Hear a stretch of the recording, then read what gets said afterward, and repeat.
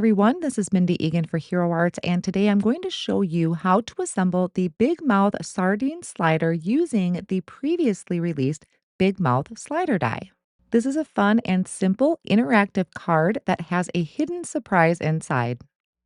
So first I die cut out the fish from the Big Mouth slider die set, and I die cut those out of the Peridot, Coral, and Bellini cardstock. I also die cut the tab 3 times from brushed silver cardstock from Spellbinders. And then our frame for the front of our card project also die cut once from the brushed silver cardstock and once from white cardstock. And I have 2 panels here cut to 4 1/4 by 5 1/2, and that is using waterfall and teal topaz cardstock. Before I start on the assembly, I'm going to start by attaching some of my elements. So for the frame, I am adding extra dimension behind it by layering it with white cardstock. And again, I used brushed silver cardstock for the front of that. For the tab, I do recommend layering this a couple times with cardstock because we want it to be a nice, secure tab. This is what they're going to pull when they are going to reveal their interactive portion of the card. So I do recommend stacking that together a couple times. Again, that was using some brushed silver cardstock. Next, we're going to work on the front of our card. So this is going to be the window. I'm starting with my waterfall cardstock cut to 4 1/4 by 5 1/2, and we have our placement guide. This is going to help so that we die cut out that window perfectly center. I started by putting some repositionable or low tack tape behind my cardstock to secure it down to my work surface. And then for the placement guide, there are lines going around the edge to measure out an A2 size card front. Once I have those grid lines lined up with my card base, I added some best ever craft tape to the top to create a hinge and also make sure that that placement guide doesn't shift. Then I took my window die and I'm placing that underneath the acetate sheet, but on top of the cardstock. So the die is sandwiched in between. And once I have that die, which has the cutting edge facing down, I'm going to secure that down with the best ever craft tape. So I was able to use kind of that flip guide so I can line up the die and yet it's not in my way when I want to tape the die down. I'm going to work on decorating our slider portion, but first I need to get my placement guide trimmed out. So there is an acetate sheet that comes with it for your placement guide, but if you happen to misplace it, you can also print one out on thin copy paper and then just trim along the lines to create that A2 size card front. This guide is important because it's going to help us line up each of our plates so that we can use different colors on the front of our slider piece. I lined up my paper on the chase using the A2 size grid lines, held it down with the best ever craft tape, and I'm going to be using some better press paper, which I also aligned on my platen within those A2 size guidelines. Each plate from the Gladware Tight letterpress bundle corresponds with a design on that guide. So you will just pick out the design you want, line it up with that guide, and then ink it up. So I am starting with these decorative corners. I'm going to ink it up using some teal topaz better press ink. You just do a little twist and turn. If you ever find that you have excess ink on your plate, I find using a Q-tip really helps so that I don't smear off the ink that I have on the plate that I do want to use. The Q-tip just helps kind of remove that excess so it doesn't transfer onto my panel.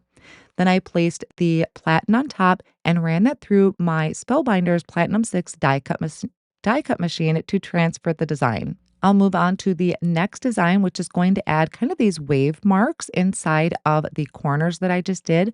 I line that up with my guide. Once again, I have the design facing up. I'm going to ink this one up with Cruise Better Press ink, place my platen over the top, and again, run that through my machine so that transfers my design onto that Better Press cardstock. I'm going to continue with this for the rest of the design. We have a couple fish that you can do in different colors. We also have a variety of sentiments. Each one will have its own place on that placement guide, really allowing you to play with color, kind of customize it to however you want to design your card. Now for this fish, I did laurel ink, which is a nice bright green.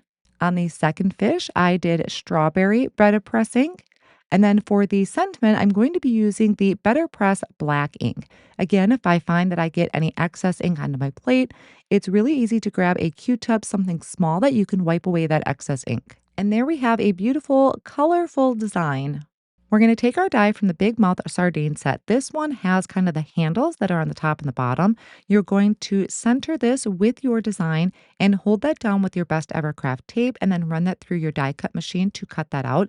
This is going to be the actual slider piece that opens and closes on the front of your card. And those handles on the top and the bottom are what's going to kind of stop that with inside of our interactive portion. Now we can build our framework for the interactive part.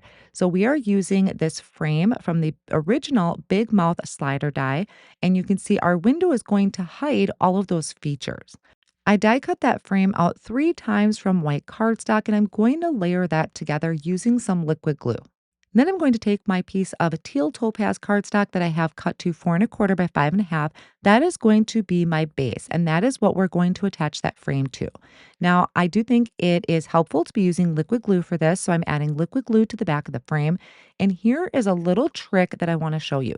So on the left-hand side, I'm lining up everything flush to the edge, but on the right-hand side, I'm going to kind of scooch that in just a little bit because our slider piece is a little bit smaller than the original nutcracker that the slider piece was meant for.